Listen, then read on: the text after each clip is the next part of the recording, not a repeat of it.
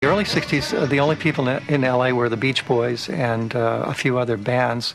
And then once we started out there, then a lot of the bands started to come out to LA. It seemed like the Byrds kind of were a catalyst for that music scene to develop into more of an alternative area. I was dropped on my head as I was 3 years old. Someone was throwing me in the air and catching me, and they called his name, and it was the other way, and I went.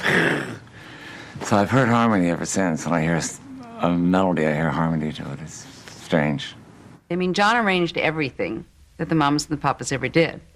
He was the vocal arranger from heaven, you know. I mean, he just had a great, great magical touch.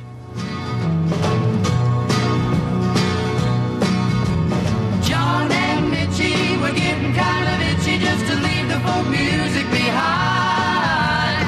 Saul and Denny working for a penny, trying to get a fish on the line. In a coffee house, Sebastian sat, and after every number they passed that. Quinn and McGuire's just to get. Creek Alley was just all of our friends who were in California and who were there and here and there, and what they were doing, what was going on. The Loving Spoonful and the Byrds.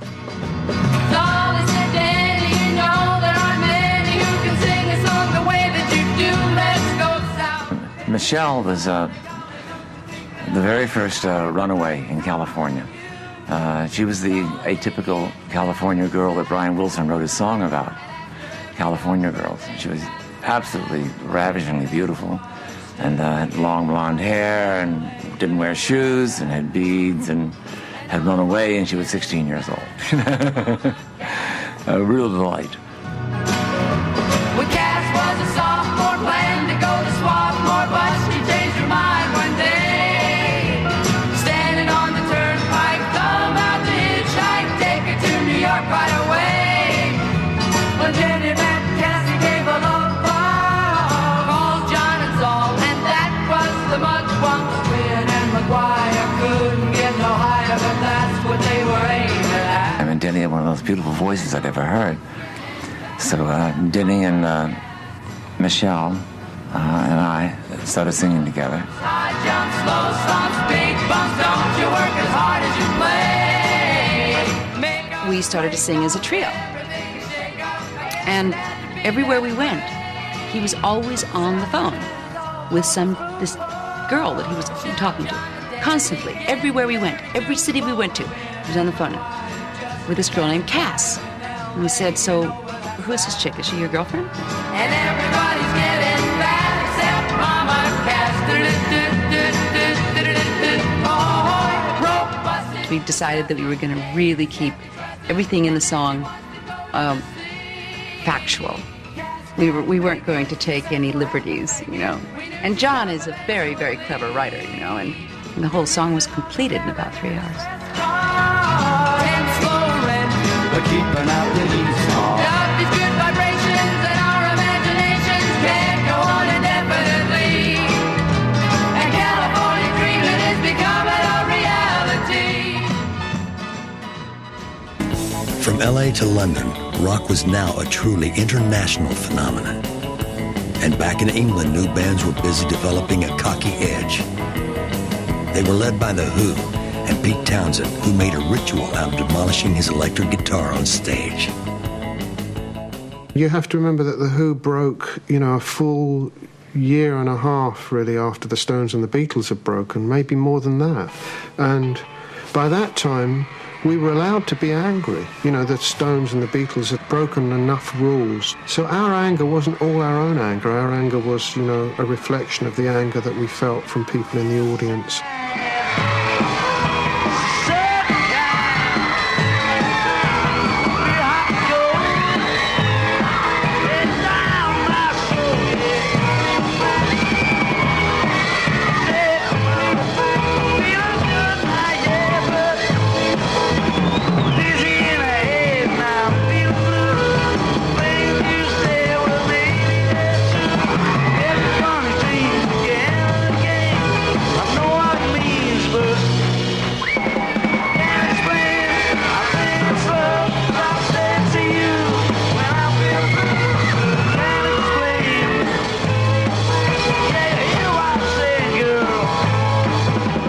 think I wrote it as a series of songs about my inability to express what I felt to women. A couple of kids came up and said, that was great, And I said, it's just about some kid who can't explain, what he thinks. And they said, that's it, that's us, And that was really when I realised that I'd been voted in as spokesman for that bunch of kids.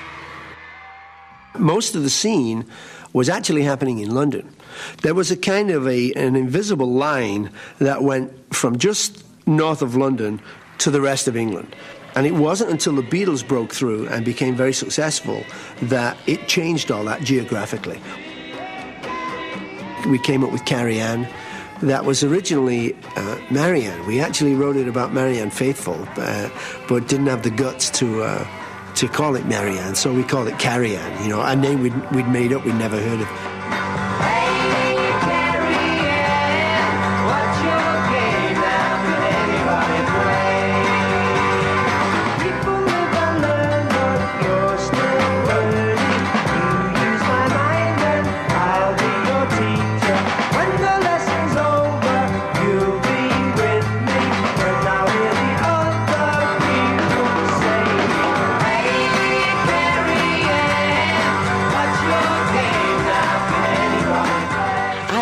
When it came out, I wondered if it was written for me, but I sort of brushed it aside, like I always have done, really. Oh, no, of course it wouldn't have been. Carrie Ann, Carrie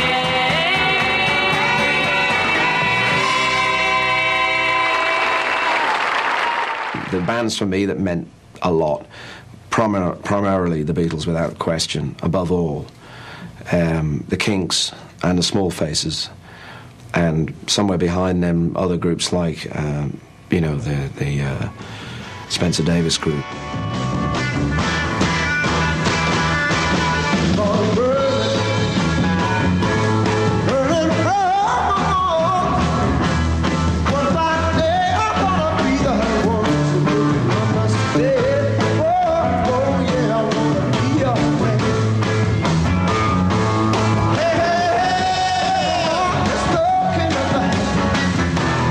Steve Winwood was now known as this child prodigy, a title that he didn't take to very kindly, I can assure you. He didn't like it. He wanted to be a musician. He wanted to be one of the boys.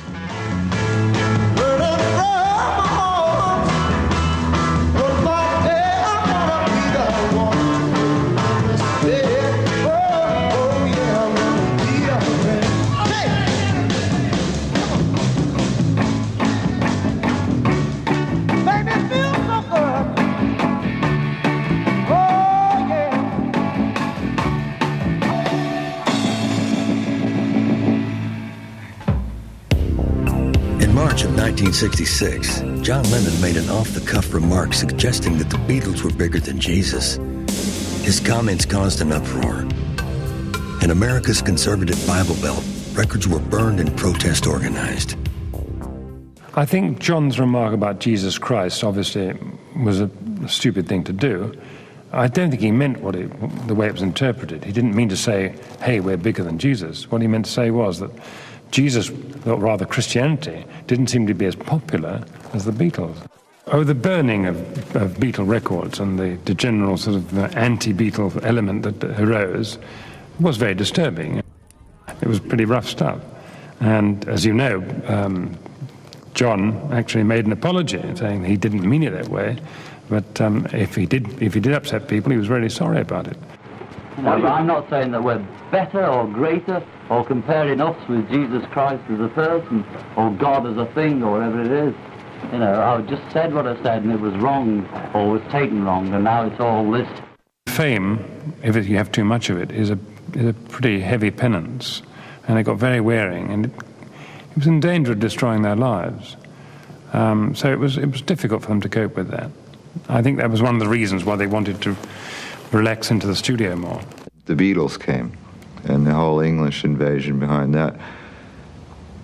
And suddenly here was something that was of my own generation, because it was a strange thing to really soak up the 50s music at the age of 12, when it was really all over. It was just great. It was really exciting, fresh, and interesting, and they were very good. It's really musical, and they're funny. And, yeah, what can you say about the Beatles? They really transformed popular music. That's something that I guess we've taken from the Beatles. This thing of never trying to repeat yourself, always keep moving. These poor guys from Liverpool stealing a march on us was, it was a slap, it was a blow for a while, especially since they were successful and we weren't. But we met them real early. They heard about us and came down to see us. And one night in some club, and suddenly they were regular guys. We started talking guitars and songs and stuff, because at that time Mick and I hadn't considered writing songs. In fact, I mean, if it wasn't for the Beatles, we probably never would have. I see my riddle and I want it painted black. No colors anymore, I want them to turn black. I see the girls walk by dressed in their summer clothes. I have to turn ahead until my darkness goes. I see a line of cars and they're all painted black. Flowers and my love both never to come back. I see people turn their heads. The British invasion had the biggest impact on me, stuff that was coming out of England, the Animals and the Stones and the Beatles. And then I went back and discovered a lot of the blues roots and the soul roots and the original records. I could not foresee this thing happening. Hard enough into the setting sun, my love will laugh with me before the morning comes.